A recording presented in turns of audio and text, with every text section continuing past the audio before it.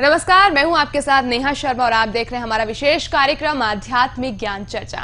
और आइए शुरुआत करते हैं कार्यक्रम की और जानते हैं विचार जगत गुरु तत्वदर्शी संत रामपाल जी महाराज, सतलोक आश्रम बरवाला, जिला हिसार हरियाणा, बनाम हंसादेश पंथ के प्रमुख संत श्री सतपाल जी महाराज, पंजाबी बाग, दिल्ली के विचार। दर्शकों, आज हम बात करेंगे साधना टीवी चैनल के माध्यम से आदरणीय संत सतपाल जी महाराज जी से। तो चलिए चर्चा को आगे बढ़ाते हुए सबसे पहले हम महाराज जी का स्वागत करते हैं। महाराज जी, आपका बहुत बहुत प्रणाम। धन्यवाद, नमस्कार। अब हम जानना चाहेंगे कि आपके इष्ट देव कौन है? हमारे इष्ट देव जो हैं हमारे सदगुरु हैं, जिन्होंने हमको ज्ञान दिया और उन्हीं में हम श्रद्धा और निष्ठा रखते हैं। महाराज जी, जैसे अभी हमने आपसे जानना चाहा था कि आपके इष्ट देव कौन हैं, तो आपने बताया कि हमारे इष्ट देव हमारे सतगुरु हैं। तो सतगुरु से आपका क्या तात्पर्य है? कृपा इस पर प्रकाश डालें। सदगुरु हमारे हंस जी महाराज, हमारे जो सदगुरु, जो हमारे ज्ञानी गुरु हैं। वैसे तो गुरु की परंपरा बड़ी अर्वाचीन परंपरा है, पर वो हमारे इष्ट देव हैं। अभी आपने सुने हंसादेश पंथ के प्रमुख संत श्री सतपाल जी महाराज, पंजाबी बाग, दिल्ली के विचार। और आइए अब जानते हैं जगत गुरु तत्वदर्शी संत रामपाल जी महाराज, सतलोक आश्रम बरवाला, जिला हिसार हरियाणा के विचार। महाराज जी, आप जी का इष्ट देव कौन है?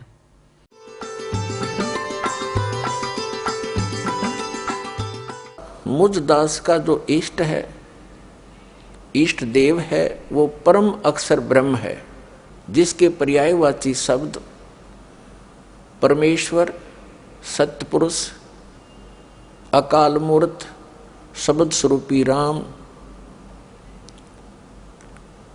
आदि उसी परम अक्षर ब्रह्म के उपमात्मक नाम है। उनका वास्तविक नाम कबीर देव है, कबीर साहब है, अल्लाहु अकबर है। इसी परमेश्वर ने सर्व ब्रह्मांडों की उत्पत्ति की, सभी प्राणियों की। ये सर्व उत्पादक प्रभु है। सर्व उत्पादक का अर्थ होता है जिसने सभी आत्माओं का भी, वो जनक है। सभी आत्माओं की उत्पत्ति उसी ने की, सभी ब्रह्मांडों की उत्पत्ति उसी ने की, और 5 तत्व तथा 3 गुणों की उत्पत्ति भी उसी परमेश्वर परम अक्षर ब्रह्म ने की, कबीर देव ने की। और वही परमात्मा, वही परम अक्षर ब्रह्म, जिसे हम संत भाषा में सत्य पुरुष कहते हैं, वो भारतवर्ष की इस पावन धरती पर सन 1398 संवत 1455 ज्येष्ठ सुदी पूर्णमासी को सुबह ब्रह्म मुहूर्त में सतलोक से अपने निज स्थान से चलकर आकर एक शिशु रूप धारण करके कमल के फूल पर विराजमान हुई।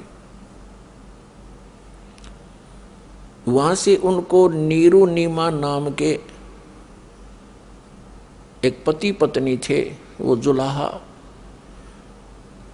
जुलाहा जाति से थे, जुलाहा कर्म करते थे। वो निसंतान थे, उनको उठाकर घर ले गए। परमात्मा जुलाहों की कॉलोनी में रहने से, जुलाहा समुदाय में रहने से और बड़े होकर जुलाहे का कार्य करने से वो जुलाहा कहलाए।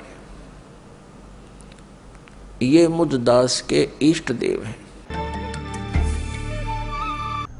अभी आपने सुने जगत गुरु तत्वदर्शी संत रामपाल जी महाराज, सतलोक आश्रम बरवाला, जिला हिसार हरियाणा के विचार। और आइए अब जानते हैं हंसादेश पंथ के प्रमुख संत श्री सतपाल जी महाराज, पंजाबी बाग, दिल्ली के विचार। अब हम जानना चाहेंगे कि आपके इष्ट देव कौन है? हमारे इष्ट देव जो हैं हमारे सदगुरु हैं, जिन्होंने हमको ज्ञान दिया और उन्हीं में हम श्रद्धा और निष्ठा रखते हैं। अभी आपने सुने हंसादेश पंथ के प्रमुख संत श्री सतपाल जी महाराज, पंजाबी बाग, दिल्ली के विचार।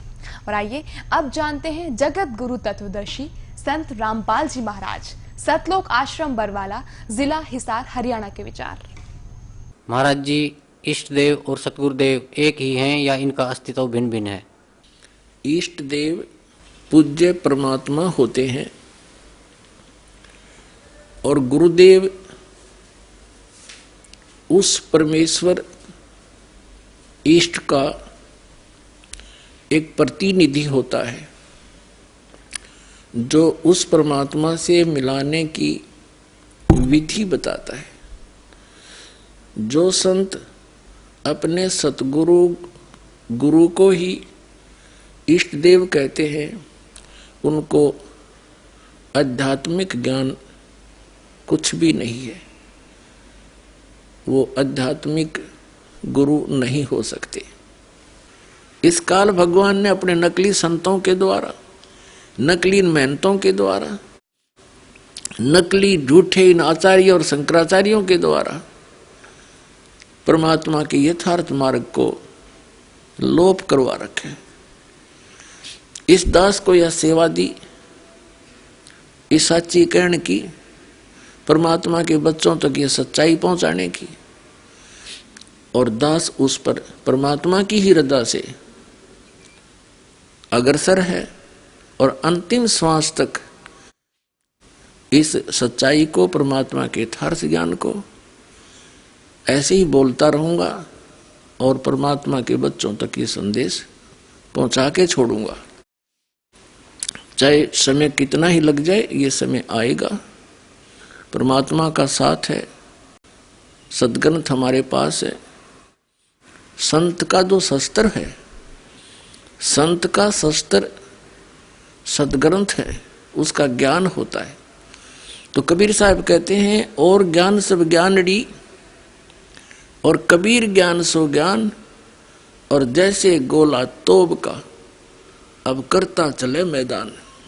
उन्हीं तत्व ज्ञानहीन संतों में से बहुत से संतों, आचार्यों, शंकराचार्यों के ज्ञान का और सद्ग्रंथों के ज्ञान से तुलना करके समाज के पास पहुंचा दिया दास ने। उन्हीं में से कुछ शेष रहते हैं, उनको भी आपके रूबरू कर रहा हूं। यथार्थ भक्ति मार्ग हीन प्राणियों में से एक हंसा देश नाम का एक पंथ है, जिसके अंदर करोड़ों की संख्या में श्रद्धालु फंसे पड़े हैं। और श्रद्धालु ही होते हैं। वो अपने भगवान पर ब्लाइंड फेथ करते हैं, अपने गुरु पर वो अंधविश्वास करते हैं। और श्रद्धालु का ये स्वभाव होना भी चाहिए, क्योंकि टीचर के वचनों पर स्टूडेंट ऑब्जेक्शन नहीं कर सकता, क्योंकि वो टीचर मान रहा है उसको। तो वो टीचर उस विद्यार्थी को यदि 2 दूना 6 पढ़ा रहा है, तो वो बच्चा 2 दूना 6 ही पढ़ेगा। और दूसरा व्यक्ति कोई उसको कहने की चेष्टा करे घर पे कि आप गलत बोल रहे हो, तो वो नहीं मानता। उसका स्वभाव है, वो विश्वास करता है अपने अध्यापक पर। अब इस स्वभाव का दुरुपयोग कर लिया इन नकली संतों ने, तत्व ज्ञानहीन संतों ने। इनको ना सद्ग्रंथों का ज्ञान, ना वेद और गीता और पुराणों का ज्ञान, और बन गए ये गुरु। गुरु बनना कोई बालकों का खेल नहीं है। एक अनमोल मनुष्य जीवन के साथ खिलवाड़ करना और उसका भार अपने सिर पे रखना, ये बहुत बड़ा अपराध है परमात्मा के विधान में। अब आपके रूबरू करते हैं, अंसा देश नाम का एक पंथ है, उसके प्रवर्तक हैं श्री हंस राम सिंह, जिनको बाद में हंस जी महाराज कहा जाता था। हंस जी महाराज एक बहुत ही पुण्यकर्मी प्राणी थे, एक बड़े महात्मा थे। उनके 2 पुत्र हुए, एक का नाम है श्री सतपाल जी महाराज और दूसरे का नाम है श्री प्रेम जी महाराज, जिसको बाल योगेश्वर भी कहते हैं, और जिसका अधिक प्रचार अमेरिका के अंदर है और यहाँ भी बहुत सा है, यहाँ बहुत कम आता है। अब ये संत हैं, गुरु हैं, अध्यापक हैं, और हमारा जो सिलेबस है, हम विद्यार्थी हैं, आप जी विद्यार्थी हैं, और हमारा आध्यात्मिक जो पाठ्यक्रम है, सिलेबस है, पवित्र श्रीमद् भगवत गीता, पवित्र चारों वेद और पवित्र पुराण और पवित्र कबीर वाणी, कबीर सागर, कबीर साखी, कबीर बीजक, ये मानव समाज का एक विधान है, एक सिलेबस है, यह अध्यात्म का विधान है। जो व्यक्ति अपने सद्ग्रंथों के विपरीत ज्ञान प्रदान करता है तो वो teacher out of syllabus study करा रहा है, आउट ऑफ सिलेबस टीचिंग कर रहा है, अपने पाठ्यक्रम से अलग पढ़ा रहा है। जैसे कोई अध्यापक पाठ्यक्रम के अतिरिक्त ज्ञान देता है तो वो टीचर ठीक नहीं, वो शत्रु है विद्यार्थियों का। तो ये कार्य वर्तमान के सभी संत, महंत और आचार्य, शंकराचार्य कर रहे हैं। ये दास बड़ी श्रद्धा से इन्हीं धर्म गुरुओं को तत्व ज्ञान युक्त मानकर इनसे प्राप्त ज्ञान के आधार से वही सर्व पूजाएं किया करता था। जिस दिन से ये तत्व ज्ञान की रोशनी हुई, आत्मा को एक धक्का लगा कि इतना अनमोल जीवन मनुष्य का, और ये हम भांग का भाड़े खो रहे थे, धार्मिकता का दावा करते हुए हम कोरा अज्ञान ग्रहण किए हुए थे। श्रीमद् भगवत गीता अध्याय 16 के श्लोक 23-24 में कहा है कि शास्त्र विधि को त्याग कर जो मनमाना आचरण करते हैं उनको न तो सुख होता है, न उनकी गति होती है, न ही उनको कोई सिद्धि प्राप्त होती है, अर्थात व्यर्थ, यूजलेस।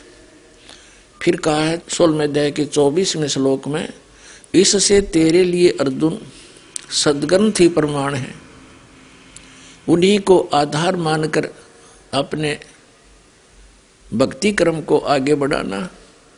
कर्तव्य और अकर्तव्य की व्यवस्था में कौन से भक्ति क्रम करने चाहिए, कौन से ना करने चाहिए, उनके लिए सद्ग्रंथ ही प्रमाण है। अभी आपने सुने जगत गुरु तत्वदर्शी संत रामपाल जी महाराज, सतलोक आश्रम बरवाला, जिला हिसार, हरियाणा के विचार। और आइए अब जानते हैं हंसा देश पंथ के प्रमुख संत श्री सतपाल जी महाराज, पंजाबी बाग, दिल्ली के विचार। जो दीक्षा आप देते हैं वो आपको अपने गुरु से मिली है या खुद से आप दीक्षा देते हैं अपने भक्तों को? हमारे सदगुरु से मिली, हमारी गुरु परंपरा में, संत परंपरा में गुरु से मिली। महाराज जी, जब पूजा की विधि बताते हैं, श्रीमद् भागवत गीता में ये वर्णित है, ये चीज़ क्या? ये मैंने इसलिए आपको श्रोत्रिय ब्रह्मनिष्ठ कहा कि शास्त्रों के आधार पर, जो शास्त्रों में लिखा है उसके आधार पर सदगुरु ज्ञान देते हैं, शास्त्रों द्वारा प्रतिपादित, इसलिए उनको श्रोत्रिय ब्रह्मनिष्ठ कहते हैं। अभी आपने सुने हंसा देश पंथ के प्रमुख संत श्री सतपाल जी महाराज, पंजाबी बाग, दिल्ली के विचार। और आइए अब जानते हैं जगत गुरु तत्वदर्शी संत रामपाल जी महाराज, सतलोक आश्रम बरवाला, जिला हिसार, हरियाणा के विचार। श्री सतपाल जी महाराज तथा श्री प्रेम रावत जी, जिसको बाल योगेश्वर जी कहते हैं, ये दोनों महाराज श्री हंस जी महाराज के पुत्र और उनके शिष्य हैं। ये कहते हैं कि जो दीक्षा हमारे पूज्य गुरुदेव श्री हंस जी महाराज दिया करते थे, वही दीक्षा हम अपने अनुयायियों को प्रदान कर रहे हैं। पुण्यात्माओं, जो इनके पूज्य गुरुदेव श्री हंस जी महाराज जो साधना स्वयं करते थे और जो दीक्षा देते थे, उससे उनको क्या मिला? 40 वर्ष की साधना के उपरांत वो प्रेत बाधा से पीड़ित, देखिएगा प्रमाण। जो अब सतपाल जी महाराज और श्री प्रेम रावत जी जो इनके छोटे भाई हैं, जो वही साधना ये दे रहे हैं, तो इनके अनुयायियों की क्या दशा होगी। तो आप जी को इस हंस जी महाराज के द्वारा दिए गए ज्ञान की एक झलक, और जो भक्ति वो किया करते थे और कराया करते थे, वो शास्त्र अनुकूल है या शास्त्र के विरुद्ध, और जो साधना वो किया करते थे उस भक्ति से उनको कितना लाभ या हानि हुई, तो उससे ये स्पष्ट हो जाएगा कि वो साधना उचित थी या अनुचित थी। ये आपके रूबरू करते हैं। ये एक पुस्तक है, देखिएगा, ये एक पुस्तक है अमृत के कलश, श्री हंस जी महाराज जीवन एवं दर्शन। संपादक हैं चमन लाल टंडन, MA MAd, दिल्ली विश्वविद्यालय, MA। और ये कहाँ से प्रकाशित है? प्रकाशक हैं मानव उत्थान सेवा समिति, प्रधान कार्यालय 2/12 पंजाबी बाग, नई दिल्ली से।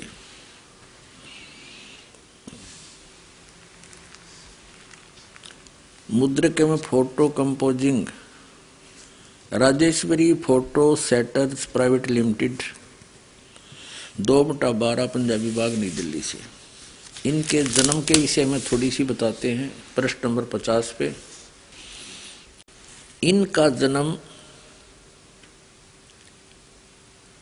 गाड़की सेड़िया पट्टी तलाई पौड़ी गढ़वाल में 8 नवंबर सन 1900 को सूर्यवंशी परिवार में हुआ।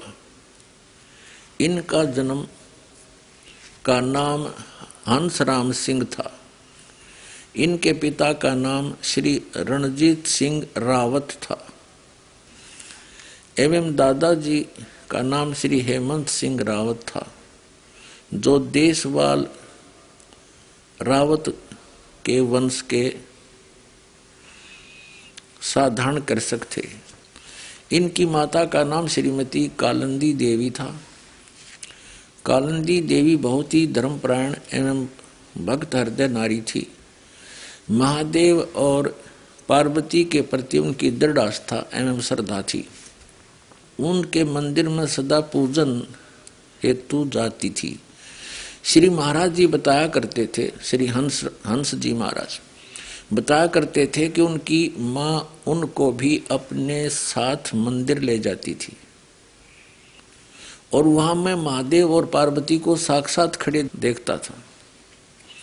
इस प्रकार बचपन से ही उनके अंदर भगवान दर्शन की तीव्र लगन पैदा हो गई थी। बाल्यकाल से ही वह एक विलक्षण बालक थे। हंसी की छटा इनके मुख पर मंडल पर सदा गुलाब के फूल की तरह खिली रहती थी। आगे बताते हैं, प्रश्न नंबर 51 पर पढ़ते हैं। प्रश्न नंबर 51 पर, बाल्यकाल से ही वे एक सिद्ध पुरुष थे। बचपन से ही सिद्ध पुरुष थे। अपने पूर्व जन्म की कमाई के कारण स्वतः ही ध्यान मग्न हो जाते थे और आपने अपने आप को ईश्वर प्रेम में खो बैठते थे। 1966 की गुरु पूर्णिमा के अवसर पर अपने बचपन के बारे में बताते हुए श्री महाराज जी कहने लगे, 1966 में ही इनकी मृत्यु हो गई थी। उसी से 1 महीने 2 महीने पहले की बात है। अवसर पर अपने बचपन के बारे में बताते हुए श्री महाराज जी कहने लगे कि मुझे बचपन से ही बहुत लगन थी। मैं बिल्कुल छोटा 8 वर्ष का था तो कई बार मैंने भगवान के दर्शन किए और अक्सर मेरी समाधि लग जाती थी। जब मैं अपनी ताई जी से कहता था तो वो कहती थी कि ऐसा हो ही जाता होगा।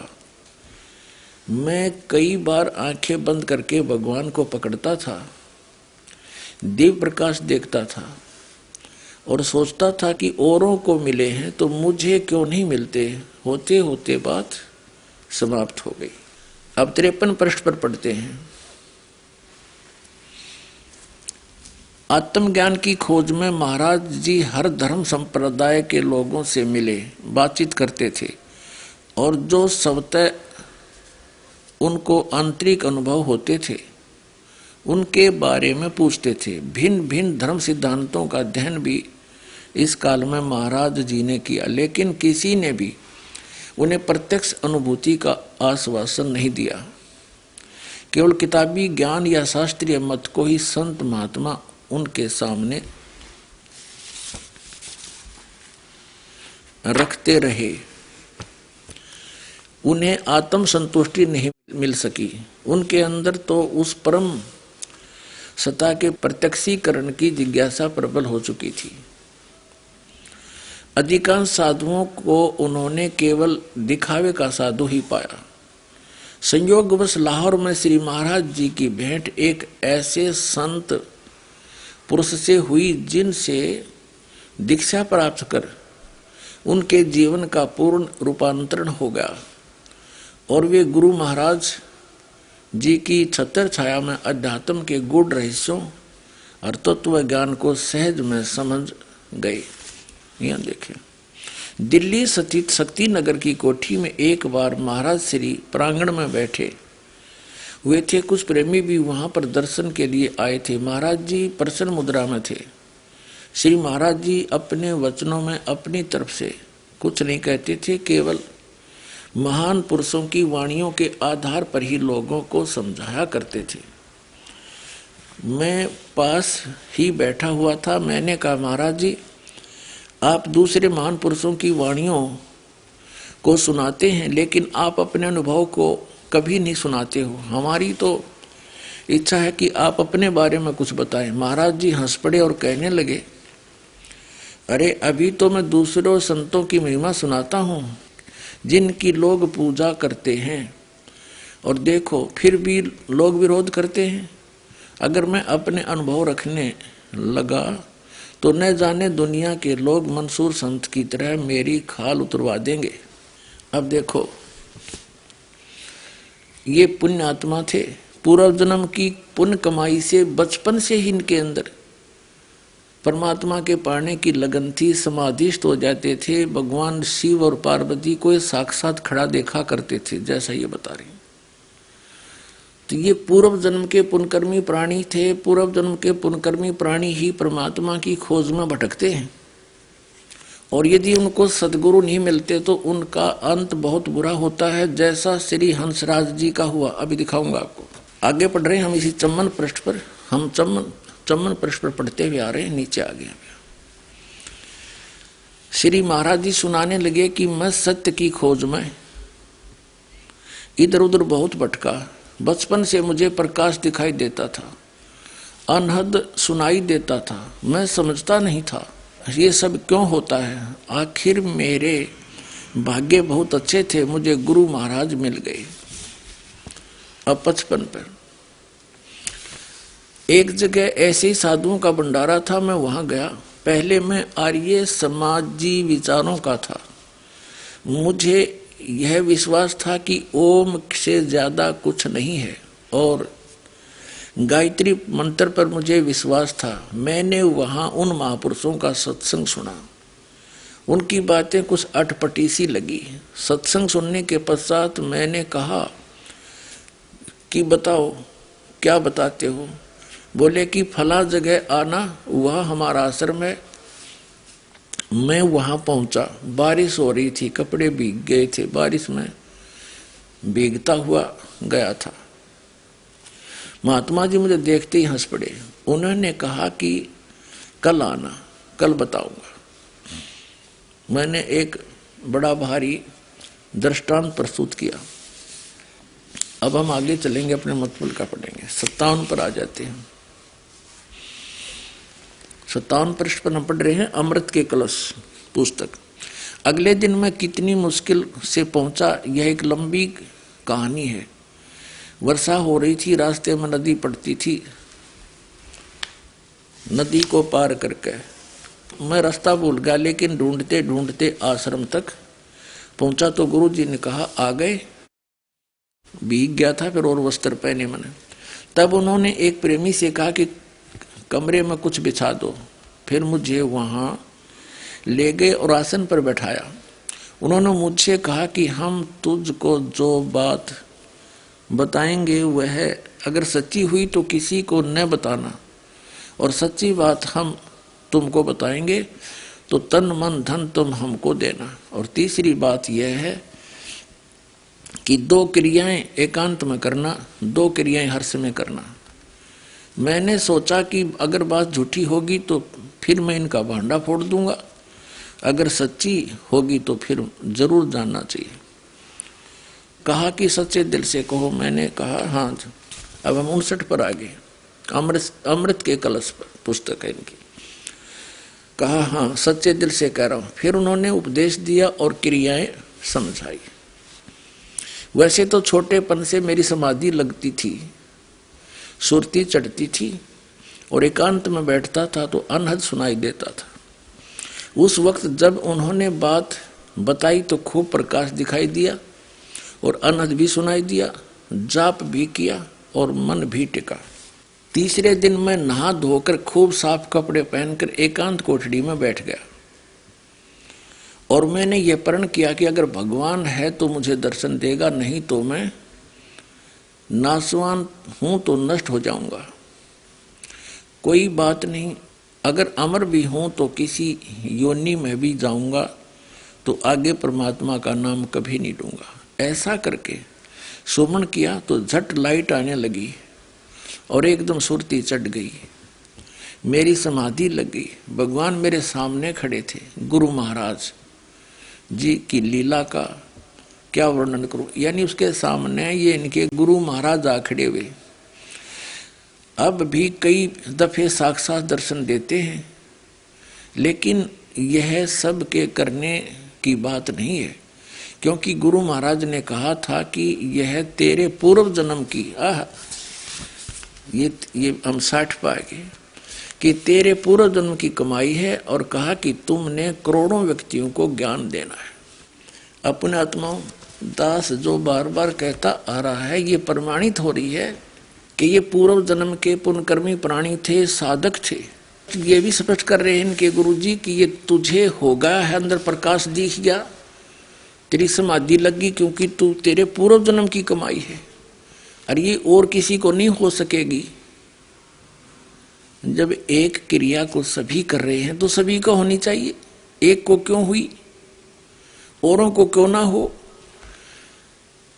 तो ये बड़ा एक झंझट है, काल का जाल है, और अब इसको समझना अच्छी तरह से, अपने आप को बचाना है हम सब ने। ये पुण्यकर्मी प्राणी थे, पिछले पुण्यकर्म इसके बहुत ज्यादा भक्ति थी। जैसे इन्वर्टर की बैटरी चार्ज होती है, आगे चाहे चार्जर लगाओ चाहे ना लगाओ उसमें, फिर भी उससे बहुत कुछ लाइट जगती है, पंखे भी चलते हैं। और जब चार्जर के अभाव से उसकी पूर्व की अक्षमता समाप्त हो जाती है, एक ही दम सब सुविधाएं बंद हो जाती हैं। और यही दशा इस हंस जी महाराज के साथ हुई, अभी प्रमाणित करते हैं। अब ये आर्य समाज के विचारों से प्रभावित था और ओम नाम का जाप करता था। एक ऐसा अनाड़ी संत मिल गया इस पुण्यात्मा को, उसने वो ओम नाम भी छुड़वा दिया। आंख कान बंद करके एकांत स्थान में ये डले डोण फैला दिया। ये हठ योग किसी संत ने कराया नहीं, किसी सदग्रंथ में प्रमाण नहीं। गीता जी के अध्याय नंबर 3 के श्लोक नंबर 4, 5, 6, 7, 8 में स्पष्ट किया हुआ है कि अर्जुन एकांत स्थान पर बैठ के साधना करेगा, तेरा निर्वाह कैसे होगा। तो ऐसे कर्म तो ढोंगी लोग करते हैं, पाखंडी। ये देखिएगा, ये श्रीमद् भगवत गीता जयदयाल गोविंद का इसके अनुवादक हैं, गीता प्रेस गोरखपुर से प्रकाशित है। अध्याय नंबर 3 का। ये है अध्याय नंबर 3 और श्लोक नंबर हम 4 से पढ़ेंगे। मनुष्य ने तो कर्मों का आरंभ किए बिना निष्कर्मता को यानी योग निष्ठा को प्राप्त हो सकता है, और न कर्मों के केवल त्याग मात्र से सिद्धि यानी सांख्य निष्ठा को प्राप्त हो सकता है। 5वां, निसंदेह कोई भी मनुष्य किसी काल में क्षण मात्र भी बिना कर्म किए नहीं रह सकता, क्योंकि सारा मनुष्य समुदाय प्रकृति जन गुणों द्वारा परवश कर्म करने के लिए बाध्य किया जाता है। अब आगे देखो 6वां श्लोक। अब ये 6वां श्लोक है। 6वां श्लोक 5वां हमने पढ़ लिया। जो मूढ़ बुद्धि मनुष्य यानी मूर्ख समस्त इंद्रियों को हठपूर्वक ऊपर से रोककर मन से इंद्रियों के विषयों का चिंतन करता रहता है, वह मिथ्याचारी दम्भी यानी पाखंडी कहा जाता है। 7वें में कहा है कि किंतु हे अर्जुन, जो पुरुष मन से इंद्रियों को वश में करके अनासक्त हुआ समस्त इंद्रियों द्वारा कर्म योग का आचरण करता हुआ यानी काम करते करते उठते बैठते चलते फिरते करता है, वही श्रेष्ठ है। तो 8वां क्या लिखा है? अध्याय 3 का 8वां श्लोक। तू शास्त्र विहित कर्तव्य कर्म कर, जो सदग्रंथों में प्रमाण है वो कर्म कर, उसके अनुसार साधना कर, करने योग्य कर्म कर, क्योंकि कर्म न करने की अपेक्षा कर्म करना ही श्रेष्ठ है, तथा कर्म न करने से तेरा शरीर निर्वाह भी तो नहीं सिद्ध होगा। अब इससे क्या सिद्ध हो गया कि सदग्रंथों में जो प्रमाणित साधना है उस साधना को तू कर। वो साधना क्या है, कौन सी है, कहाँ प्रमाण है? जैसे श्रीमद् भगवत गीता अध्याय नंबर 8 के श्लोक नंबर 13 में गीता ज्ञानदाता कहता है, ओम इति एकाक्षरम ब्रह्म व्यवहारण माम अनुसमरण यह परियाति तजन देहम स याति परमाम गति। मुझ ब्रह्म का एक ओम अक्षर है, नथिंग एल्स, बस यही है। उच्चारण करता हुआ जो व्यक्ति शरीर त्याग कर जाता है यानी इसका श्रवण करता हुआ, उच्चारण करके श्रवण करता हुआ जो व्यक्ति शरीर त्याग कर जाता है, स याति परमाम गति, वो ओम मंत्र से मिलने वाली परम गति को प्राप्त होता है। गीता जी में इसके अतिरिक्त कोई मंत्र नहीं है इस ब्रह्म की साधना का। फिर इसमें 2 परमात्माओं का विशेष रोल है, एक ये गीता ज्ञानदाता, एक परम अक्षर ब्रह्म। गीता ज्ञानदाता श्री कृष्ण जी में प्रवेश करके बोल रहा है ये ब्रह्म है, श्री कृष्ण जी के अंदर बोल रहा है ये ब्रह्म है, सरपुरुष है। इसको ज्योत स्वरूपी निरंजन काल भी कहा है कबीर परमेश्वर ने। और ये स्वयं भी गीता जी अध्याय नंबर 11 के श्लोक नंबर 32 में कहता है कि अर्जुन मैं काल हूं, अपरिवर्त हुआ हूं, सबको खाने के लिए आया हूं, इन सब का नाश कर दूंगा, तो ना युद्ध करेगा तो भी मैं इनको मार डालूंगा। ये काल है। श्री कृष्ण जी में प्रवेश करके ये गीता जी का ज्ञान बोल रहा है और ये कह रहा है कि ओम मंत्र मेरा है, मुझ ब्रह्म का, और इसका जाप करने से ही वो परम गति होगी जो ओम मंत्र से होनी है। ओम मंत्र से कहाँ जाएगा व्यक्ति? ब्रह्मलोक में जाएगा। और ब्रह्मलोक पर्यंत भी पुनरावृत्ति के अंदर वहां गए हुए प्राणी भी वापस आते हैं, उनका भी जन्म मृत्यु सदा रहता है। 8वें अध्याय के 16वें श्लोक में गीता जी ने स्पष्ट किया है। और गीता ज्ञानदाता गीता अध्याय नंबर 2 के श्लोक नंबर 12 में, गीता अध्याय नंबर 4 के श्लोक नंबर 5 और 9 में यह स्पष्ट करता है कि अर्जुन तेरे और मेरे बहुत जन्म हो चुके हैं, तू नहीं जानता मैं जानता हूं। मेरे जन्म और कर्म दिव्य हैं। श्रीमद् भगवत गीता अध्याय नंबर 10 के श्लोक नंबर 2 में भी ये स्पष्ट करता है कि मेरी उत्पत्ति तो हुई है, लेकिन मेरे जन्म को ये देवता लोग और ऋषि लोग नहीं जानते, क्योंकि ये मुझसे उत्पन्न हुए। और इसकी उत्पत्ति यानी पिता की उत्पत्ति को कौन बता सकता है? दादाजी बता सकते, यानी पिता के पिता। तो बच्चों को अपने पिता की जन्म के बारे में जानकारी नहीं होती। तो ये जितने भी यहाँ 21 ब्रह्मांड के अंदर प्राणी हैं, ये सभी काल और दुर्गा से उत्पन्न है। तो हम यहाँ के प्राणी इस काल के जन्म को कैसे जान सकते? इस ज्योत स्वरूपी निरंजन काल के पिता ने, ब्रह्म के पिता ने, यानी कबीर परमेश्वर जी ने, उस अमर पुरुष ने आकर के इसकी जन्म तिथि बताई। आइए अब हम उन श्रद्धालुओं के अनुभव जानते हैं जो जगत गुरु तत्वदर्शी संत रामपाल जी महाराज जी से दीक्षा प्राप्त कर चुके हैं तथा उनके द्वारा बताए गए भक्ति मार्ग पर चल रहे हैं। क्या नाम है जी आपका? डॉक्टर जय नारायण चौधरी उर्फ जय नारायण दास। कहाँ से आए हैं सर आप? मैं मधुबनी जिला बिहार से। क्या काम करते हैं आप? मैं मेडिकल प्रैक्टिस कर रहा हूँ। संत रामपाल जी महाराज की शरण में कैसे आए? उसका मुख्य कारण था मेरी लड़की की बीमारी। उस लड़की के इलाज में बहुत सारी जगहों तक मैं भटकता गया, उसके परिवार वाले भी भटकते गए, लाखों लाख रुपए खर्च हुए, बहुत सारे भूत प्रेत के जो देखने वाले लोग हैं वो लोग भी देखते गए। किसी तरीके से कोई इलाज नहीं हो पाया, उसको शांति नहीं मिली। हॉस्पिटल में ले जाते थे तो डॉक्टर लोग कहीं सीटी स्कैन कराता, कहीं कुछ होता, कोई टेस्ट कराता, फाइंडिंग में कुछ आता नहीं था। भूत प्रेत वाले यहाँ ले जाते थे तो वो लोग कहता था जो है तो, लेकिन हम लोग ठीक नहीं कर सकते।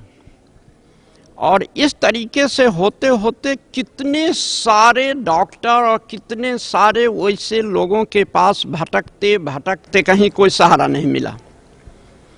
अंत में बंगाल में वो रहती है वैसे, तो बंगाल से मैं बिहार ले आया, वहाँ डॉक्टरों को दिखाया।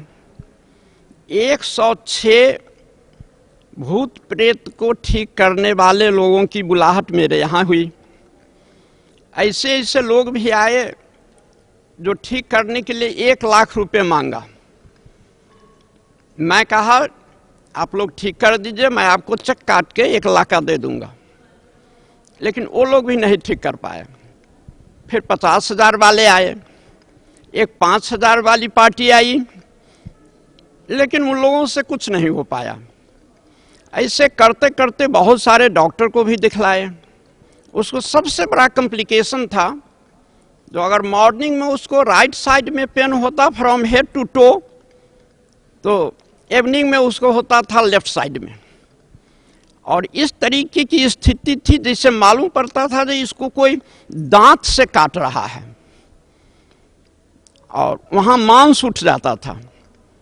वो बहुत ज़्यादा बेतहाशा चिल्लाती थी और बार बार यही प्रार्थना करती परमात्मा से जो अब इसके लिए मुझे मौत ही दे दो, दूसरा कोई सहारा मेरे लिए अब जीने का नहीं रह गया है।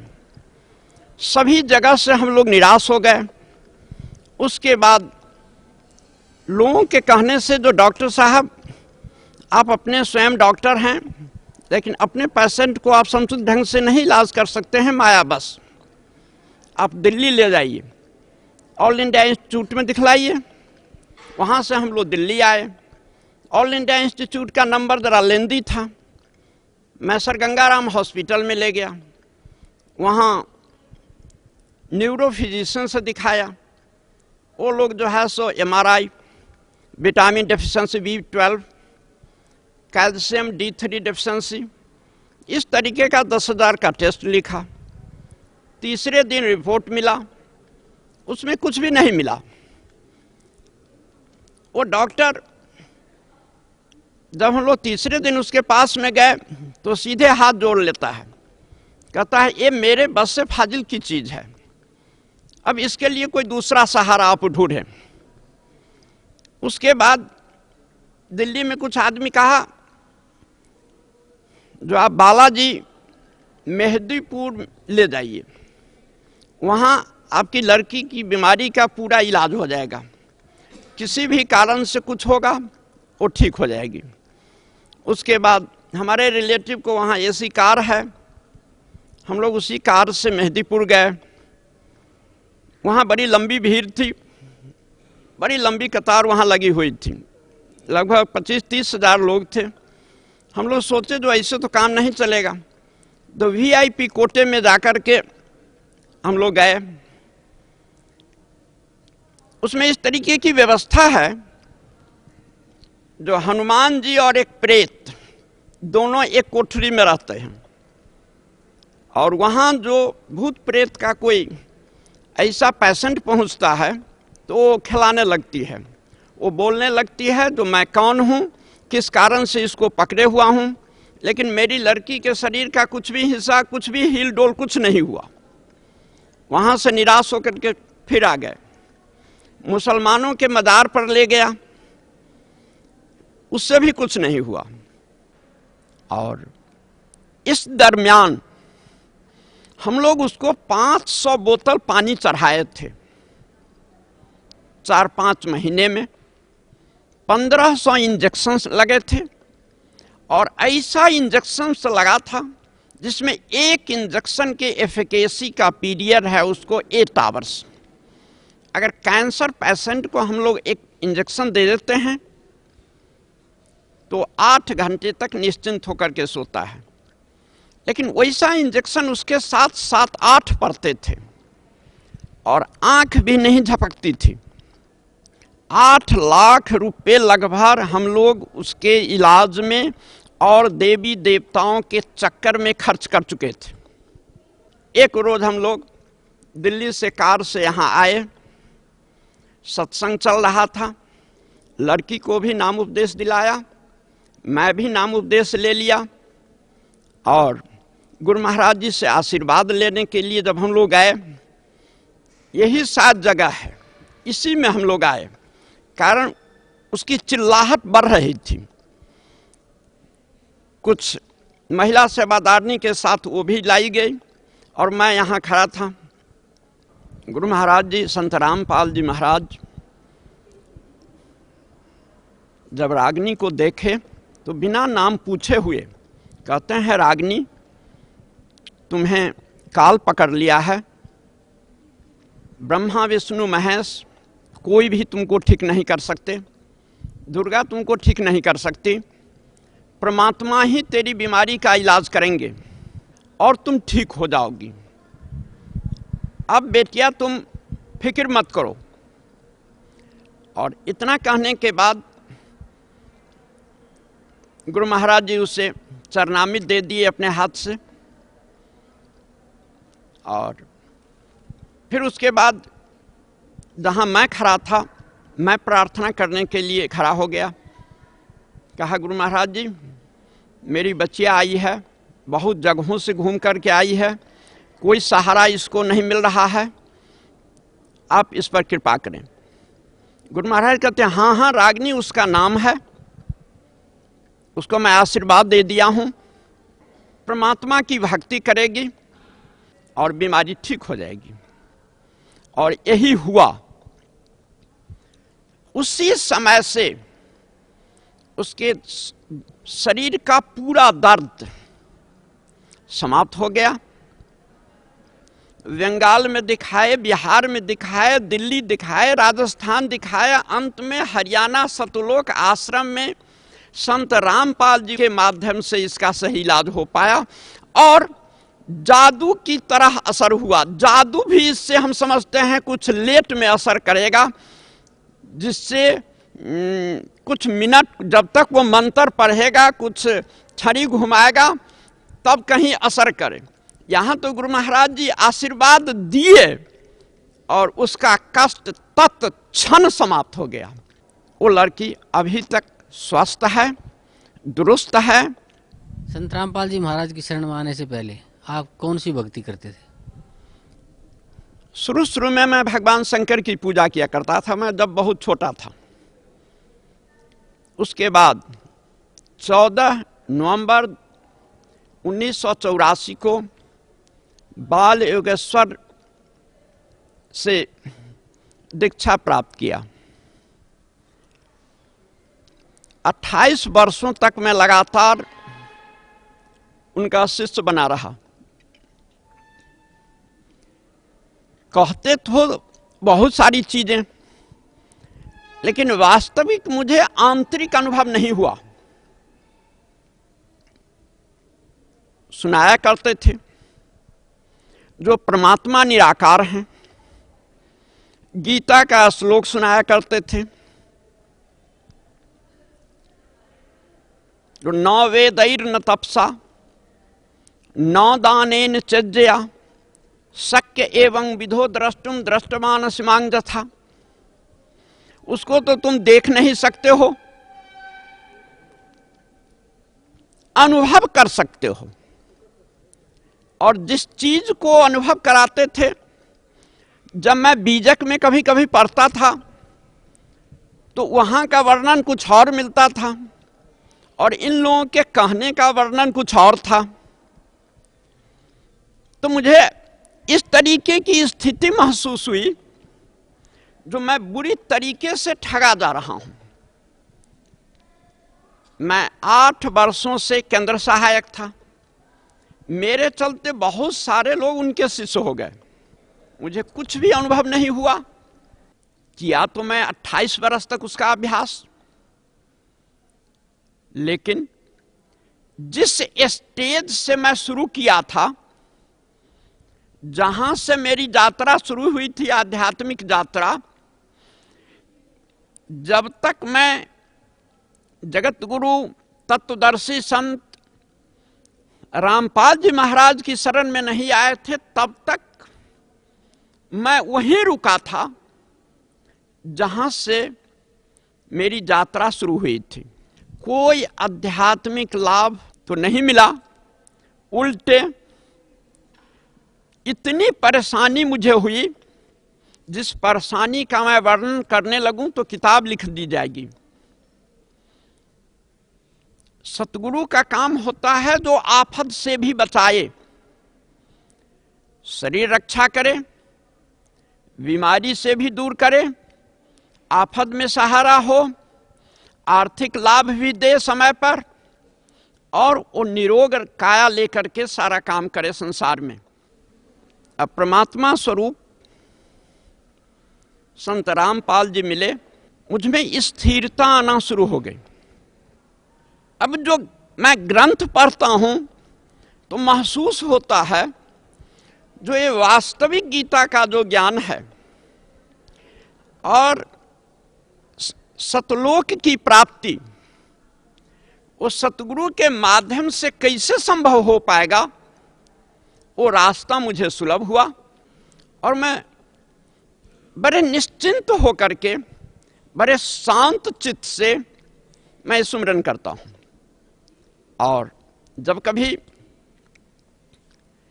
गहरी नजर गीता में या आध्यात्मिक ज्ञान गंगा पढ़ता हूं तो अब मुझे वर्ड बाय वर्ड समझ में आता है, और मेरे कारण बहुत सारे लोग प्रभावित हो रहे हैं।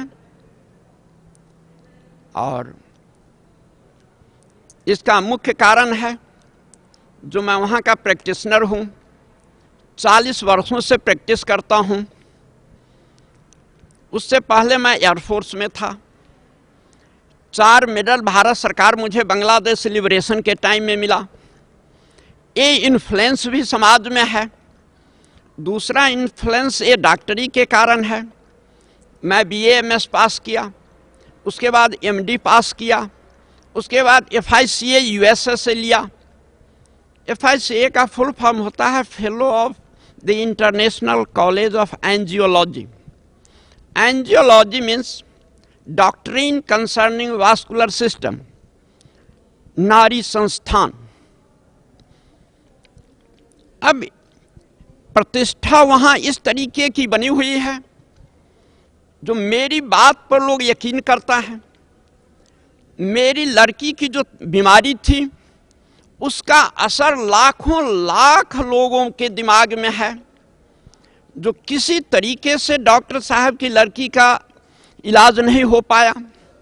बंगाल में दिखाए, बिहार में दिखाए, दिल्ली दिखाए, राजस्थान दिखाया, अंत में हरियाणा सतलोक आश्रम में संत रामपाल जी वहाँ रहते हैं, उनके माध्यम से इसका सही इलाज हो पाया और जादू की तरह असर हुआ। जादू भी इससे हम समझते हैं कुछ लेट में असर करेगा, जिससे कुछ मिनट जब तक वो मंत्र पढ़ेगा, कुछ छड़ी घुमाएगा, तब कहीं असर करे।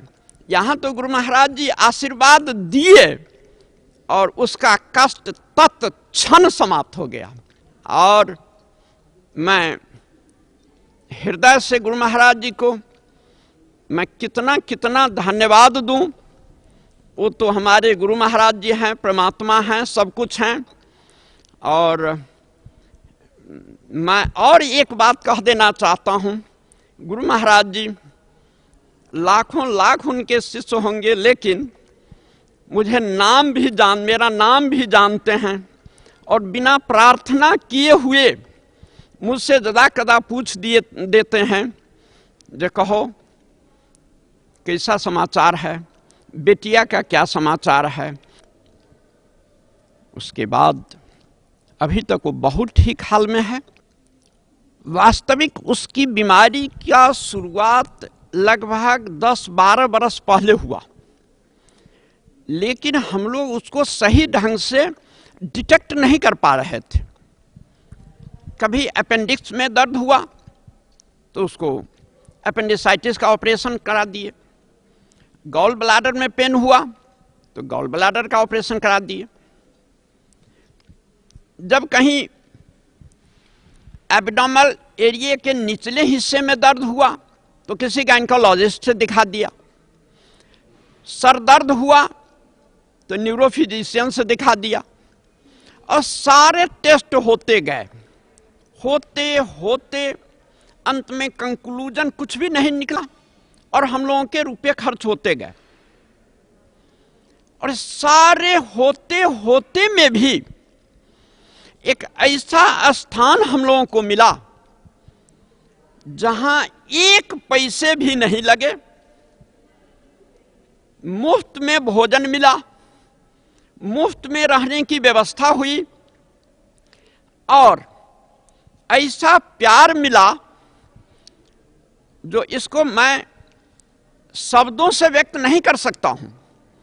ऐसे तो मुझे कोई संबंधी भी हम लोगों से इतने अपनापन के साथ वो लोग नहीं बातचीत करते हैं जितने अपनापन के साथ गुरु महाराज जी सहृदयता पूर्वक हम लोगों से बातचीत करते हैं।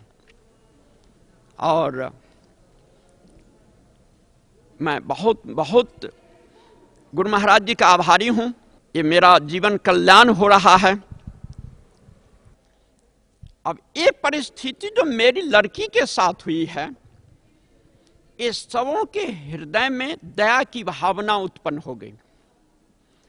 मेरे घर के नजदीक से रास्ता है, जो कोई भी आदमी उस रास्ते से गुजरता तो यही कान लगा करके सुनता, जो क्या रागनी रो तो नहीं रही है, हंस रही है, इसका उम्मीद किसी को नहीं था। लेकिन ये था जो रो तो नहीं रही है डॉक्टर साहब की लड़की, लेकिन आज वही लड़की है जो सारे लोग देख करके इतने प्रसन्न होते हैं। और यहां का पता कितने लोग याद कर लिया, आया नहीं है बहुत लोग, लगभग 50 लोग मेरे साथ यहां आकर के उपदेश ले लिया। 100 किताब मैं मुफ्त में यहां से लोगों के नाम से भेजवा दिया बाय बुक पोस्ट। बहुत प्रसन्न हैं लोग, पढ़े लिखे लोग, एजुकेटेड लोग। ये नहीं कह पाते हैं जो डॉक्टर साहब आप कहीं गलत जगह फंस गए। सारे लोग परमात्मा के संबंध में जानना चाहते हैं और अपने जीवन को धन्य बनाना चाहते हैं। डॉक्टर साहब, आपने भिन्न भिन्न भक्तियाँ की, देवी देवताओं की, और फिर आप बाल योगेश्वर जी की शरण में भी रहे, उनकी बताई हुई भक्ति भी की, और फिर आप संत रामपाल जी महाराज की शरण में भी आए। तो संत रामपाल जी महाराज से नाम उपदेश लेने के बाद आपको क्या लाभ मिला? प्रथम लाभ, मेरे मन में स्थिरता आई। दूसरा लाभ, मेरी लड़की की जो बीमारी थी, जिसका इलाज करा करके हम लोग विभिन्न जगहों से, विभिन्न डॉक्टरों से, हॉस्पिटल से, विभिन्न और भूत प्रेत के जानकारों से दिखला करके कहीं भी फायदा नहीं हुआ था, वो संत रामपाल जी महाराज की शरण में आने से तत्क्षण फायदा हुआ। और इसका जीता जागता उदाहरण मेरी लड़की मेरे बगल में है। अब उसके सेहत को देख लीजिए और उससे दो चार बातें जो पूछनी है उस बीमारी के संबंध में आप स्वयं पूछ सकते हैं। बहन जी, क्या नाम है आपका? रागिनी, कहाँ से आए? बिहार से। आपको क्या तकलीफ थी? बहुत बड़ा बीमारी हो गया था। जो आपको पिताजी ने बताया वो सत्य है क्या? हाँ, सत्य है। तो आपकी बीमारी कैसे ठीक हुई? यहाँ संत रामपाल जी महाराज के सामने आके बहुत दया किए, इसलिए मैं ठीक हो गई। जी, धन्यवाद बहुत। डॉक्टर साहब, आपके पूज्य गुरुदेव संत रामपाल जी महाराज ने जो वेदों का, पवित्र गीता जी का जो अनुवाद किया है, और वर्तमान के कुछ संस्कृत के विद्वान ये कहते हैं कि संत रामपाल जी महाराज को संस्कृत नहीं आती, तो उसके बारे में आपका क्या कहना है? देखिए, मैं भी संस्कृत पढ़ा और गीता भी पढ़ना जानता हूँ संस्कृत में। बहुत सारे संस्कृत के ग्रंथ भी पढ़ता हूँ। संत रामपाल जी महाराज जिस ढंग से गीता का विवेचन किए हैं, शायद इस ढंग से किसी और टीकाकारों ने नहीं किया। मैं विभिन्न टीकाकारों के पुस्तक को मैं पढ़ा, लेकिन टू द पॉइंट